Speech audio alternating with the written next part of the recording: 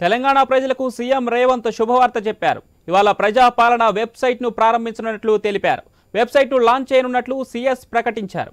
కాగా రాష్ట్ర ప్రభుత్వం గత నెల 28 నుంచి జనవరి 6వ తేదీ వరకు నిర్వహించిన ప్రజాపాలన ప్రోగ్రాంలో ప్రజల నుంచి మొత్తం 1,25,00,000 దరఖాస్తులు అందాయి.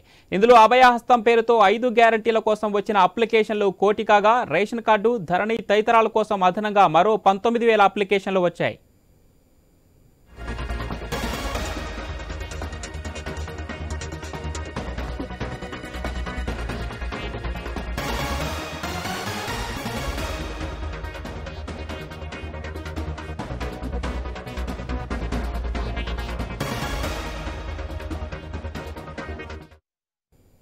తెలంగాణ ప్రజలకు సీఎం రేవంత్ శుభవార్త చెప్పారు.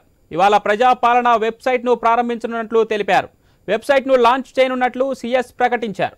కాగా రాష్ట్ర ప్రభుత్వం గత నెల 28 నుంచి జనవరి 6వ తేదీ వరకు నిర్వహించిన ప్రజాపాలన ప్రోగ్రాంలో ప్రజల నుంచి మొత్తం 1,25,00,000 దరఖాస్తులు అందాయి.